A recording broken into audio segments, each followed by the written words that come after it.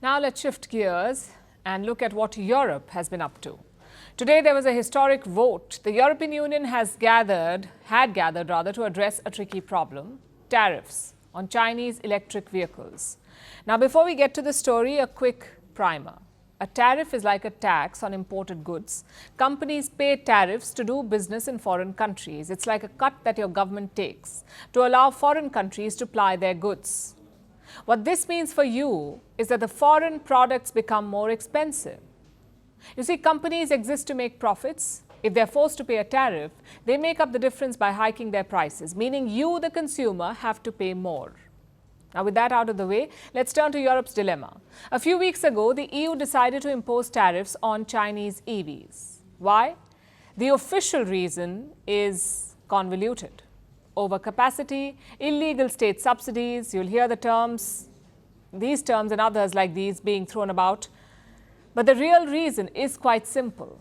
Chinese EVs were flooding the European market, undermining local automobile firms because the Chinese cars were cheaper. So Europe made up some excuses and slapped tariffs. The goal is to make Chinese EVs more expensive, in the hope that if the Chinese cars become more costly, Europeans will opt for local products instead. It's basic protectionism. But not all EU members thought this way. There were stark divisions within the bloc. A major dissenter was Germany, Europe's economic engine and traditional automobile hub. We regret that today there was no majority from the EU member states to stop the decision, although there were a great many no votes and abstentions. And in this context, I very much welcome the fact that the German government at least responded with a clear no. Today's decision may be the beginning of a further escalation in the trade disputes with China. We need to hold critical discussions here, but we do not consider the instrument of introducing tariffs to be appropriate. And the news is also difficult for consumers, because the tariffs will make electric cars more expensive. Now that may sound odd, that Germany wanted to encourage competition. After all, the tariffs were meant to benefit local companies, but that won't help Germany. Because most German auto companies have factories in China. They make the bulk of their products abroad and then import them. So a lot of German cars in Europe are actually made in China. The automobile factories in Europe are effectively showpieces. The firms make their real money by manufacturing in China and then selling to the rest of the world. So these German brands will also have to pay tariffs for bringing their China-made cars back to Europe. That is why Germany was opposed to the tariffs. Other EU members were also against the measure because they import a lot of things from China and they're afraid of retaliation, which, by the way, has already begun, the retaliation. After the EU first announced the EV tariffs, China started looking into European exports, like pork, dairy and brandy. A classic case of tit for tat. Hungary's Prime Minister Viktor Orbán summed it up best. Let us make it clear what we are doing now and what they're making us do, what the European Union is doing, is an economic Cold War. He doesn't want a trade war with China.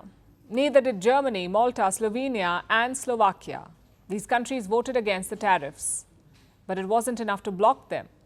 So the EU will place tariffs on Chinese EV imports. They will range from 8 to 35%, depending on the Chinese company.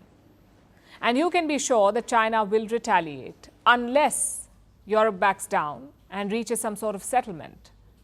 In fact, negotiations are still on. The EU can still work out a compromise. The deadline is October 30th. But now let's take a step back and think of the bigger picture. Should the EU back down? Yes, the tariffs will spark a trade war. Yes, prices will go up. Yes, protectionism will rise. But so what? Is that really a bad thing in the long run? Europe is where it is today because it is no longer competitive.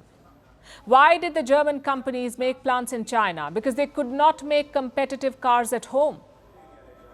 And what was the result? Job losses, stagnation, and finally, utter dependence on Chinese imports.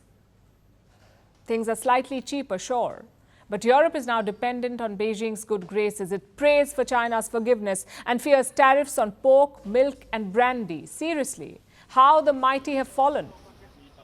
Perhaps it's time for Europe and the world to introspect. Yes, globalization can be a good thing. It can make things more affordable for common people. But how far should you go? Should you surrender your sovereignty for pretty Chinese baubles? There needs to be a balance, at least a little bit of protectionism, we say. Local production may lead to higher costs, but it also generates jobs. It provides security from supply chain disruptions, and it gives you some leverage, especially when dealing with bullies like China. The EU has finally shown some spine. Hopefully, they do not capitulate by the end of this month. As for the rest of the world, perhaps it's time we start fine-tuning our own policies to make sure we don't become as fearful as the once mighty Europe.